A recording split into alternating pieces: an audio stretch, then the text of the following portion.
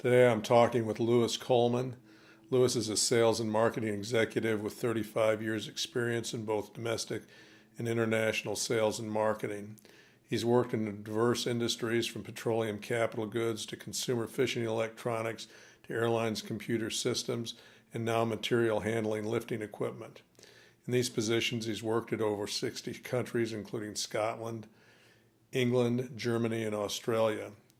Louis is currently the Director of Sales and Marketing for Autoquip Corporation, an Oklahoma company that manufactures lifting equipment, and he sells worldwide. He has an MBA from the University of Tulsa, a BBA from the University of Oklahoma, and is a graduate of Will Rogers High School here in Tulsa. Louis, when I talk to young people about careers in business, they often think of accounting and finance, but they don't often think about careers in sales and marketing.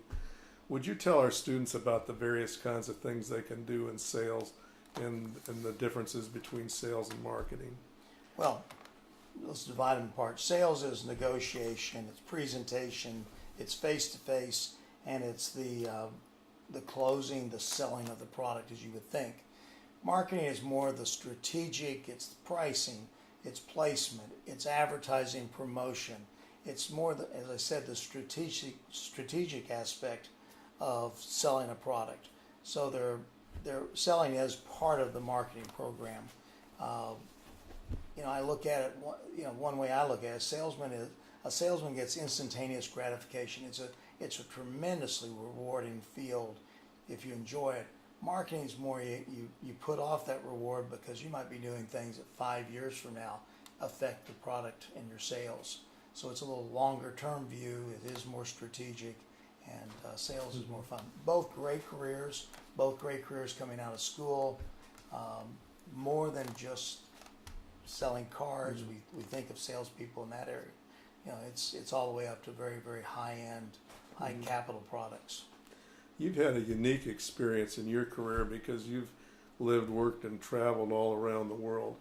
Can you just talk a little bit about how you got involved in the international side of the business, and if somebody's interested in that, how they would position themselves to be able to follow the same kind of career? Well, number one, it is a great career for someone if you love international or you think you would.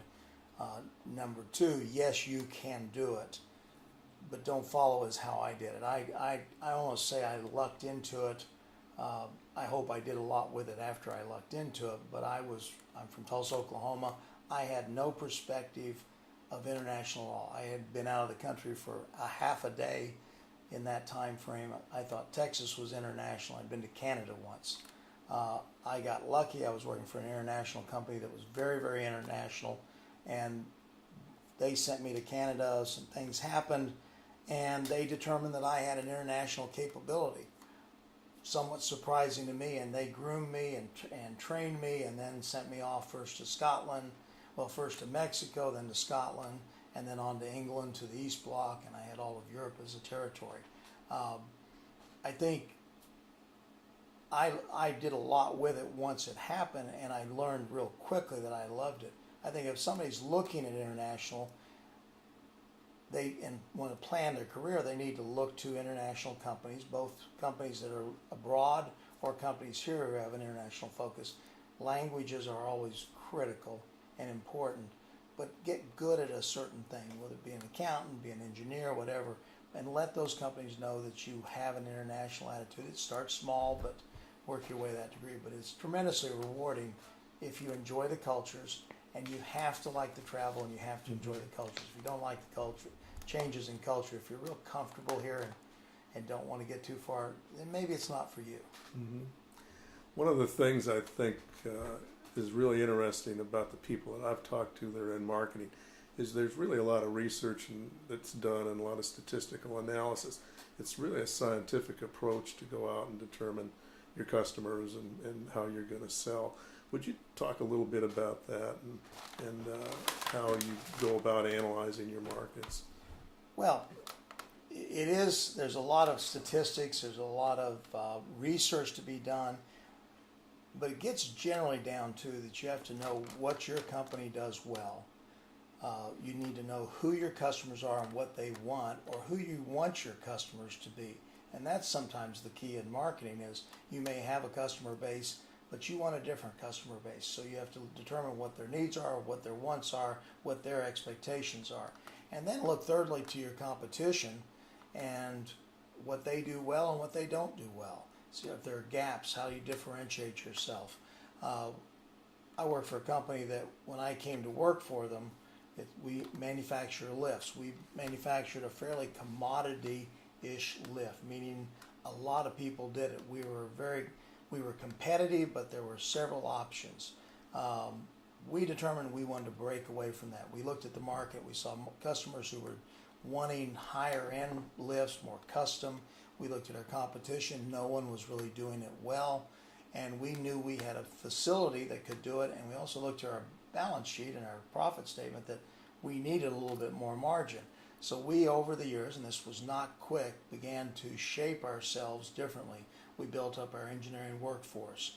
We educated our salesmen. We started creating different images to our customer base. We started determining who our customers were and who needed the products we wanted to build, and we started chasing them. I mean, there's a lot of statistics that go into that, looking at who those companies are, where do they exist, what are they after, got down to sales, and we've over the years adjusted that. Now we do business with the Boeings and the Pratts and Whitney, and we're doing things that, frankly, some of them nobody else can do. That's where you want to be, in my mind. So describe a little bit some of the equipment that is involved in these lifts. I thought that was really interesting, and I looked at some of the things that you were doing. You can go to our website and see them, but we do large lifts. We've done lifts that lift 747. So for a Boeing, we can lift the plane, we can lift the wings. We did a project recently that moved a 777 carbon fiber wing into place and lifted it up for attachment with the other end of the wing. We do lifts for Pratt & Whitney for engine builds. We just recently did a lift for test cell for engines, largest lift ever built. We deal with Walt Disney World for fireworks firing. It's a 50-foot lift. So we do a lot. But they're all very custom, very special. Did I answer your question? Yes, you did. Okay. So when we talk about dealing with customers, used to be you'd have to go out and meet people personally. But with the internet, I think that there's probably some degree that you don't have to go out and see them in different situations. Could you explain just why you would visit people individually versus what you can do over the internet? Well, obviously the internet's changing a lot of things. I don't think it takes away completely from face-to-face sales, from that personal end that sales give you. I go back to the computer world. When computers first came out, you needed to go down, sit with someone, walk through what that computer could do for them, get comfort with that computer. As the computer has evolved, as the buying public has evolved, that need's not there. Now you can go on the internet, you can click a few buttons on a Dell website, and you've got a computer. You feel as a buyer confident in doing that, and the computer has commoditized enough that it is standardized, whether it be Dell or somebody else's product. As you move up the food chain, as you move to other products that are more difficult, I think that's when you need that face-to-face. Buying, when there's high risk, when there's large dollars involved, you always, when you're not comfortable in making a decision, you want that feedback. You want to have trust in the company and the people you're buying from. So I don't think you ever completely get away from that face-to-face. And from a pure sales standpoint, when you're selling something that's more difficult, salesmanship is, as I said earlier, about listening skills. It's about sitting across from a table and determining those needs of that customer and listening to what their needs are and coming up with a solution for them. And that customer has to have the trust that you're going to do it. So I don't think face-to-face sales ever goes away, but I know it continues to evolve as we go down the path, and all these other phenomenal ways to communicate are out there. So just to follow up on that a little bit, what kind of personality then do you see that somebody that's successful in sales and marketing would need to have?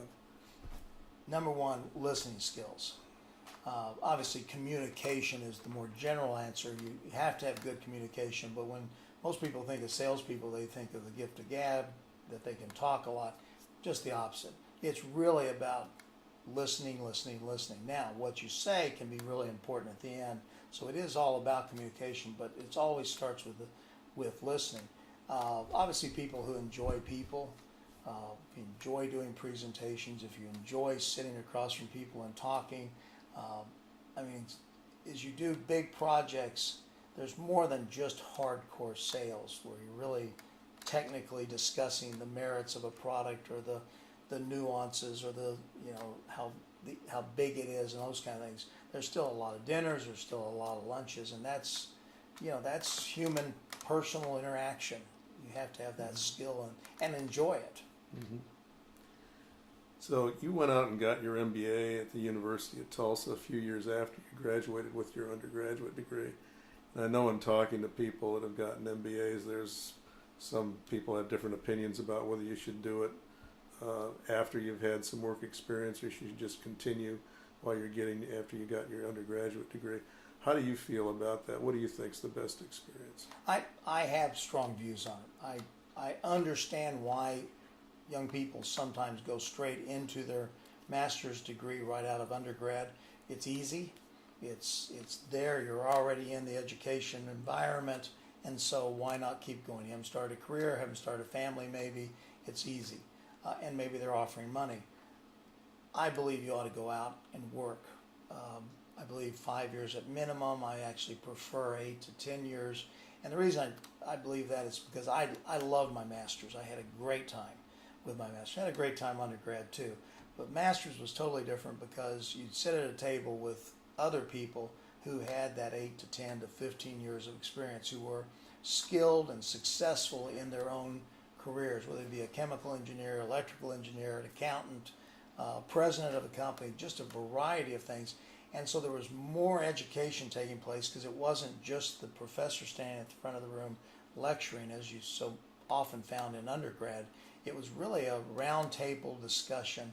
I had one course in particular where we would get together. It was a 6 o'clock course, so we'd get there at 5 o'clock. The professor, who was a great guy, brought a lot to the table, got there at 6 when the class started. Our class started at 5 o'clock. We were often well into the discussion when he came in, and oftentimes he would just sit down and join the conversation, not take over, because we were on the topic.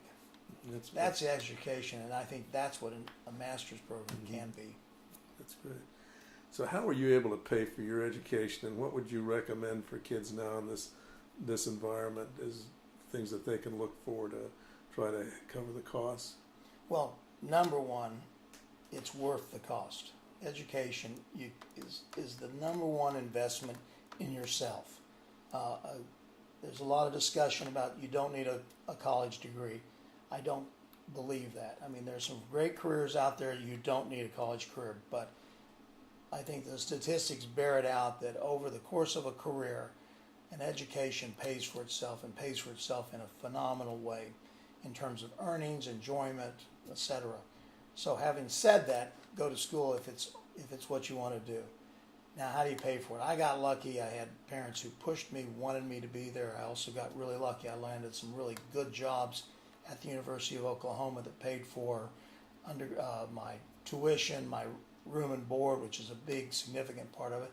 I worked jobs in the summer to make sure I had money to pay for the other things and all the extras. I didn't have a car for a long time. Sometimes you have to just forgo some of those costs.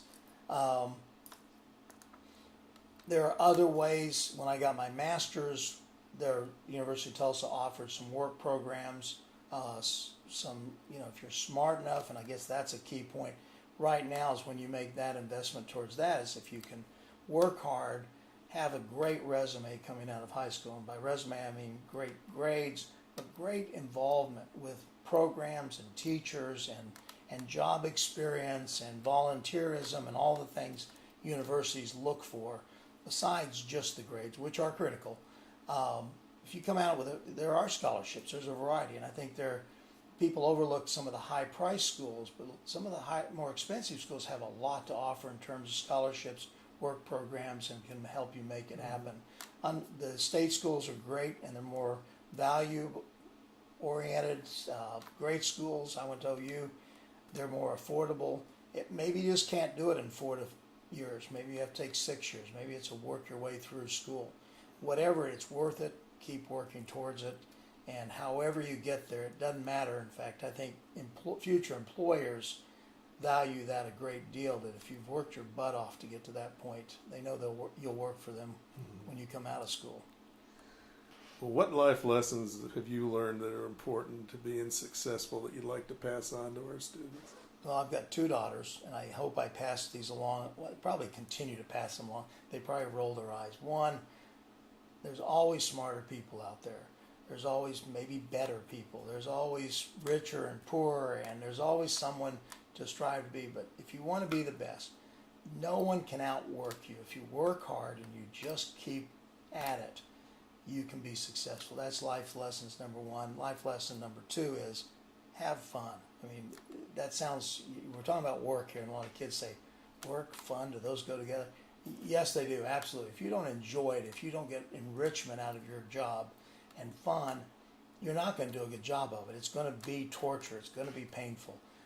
Enjoy it. You're going to do your career is going to take as much time as anything else you do in life. You better enjoy it. So move to a career that you will enjoy and have a great time while you're doing it. Well, I enjoyed talking to you, and I'm sure our students will enjoy listening to everything you've said to them today. Thank you very much. I enjoyed it. Now make sure I punch the right button this time.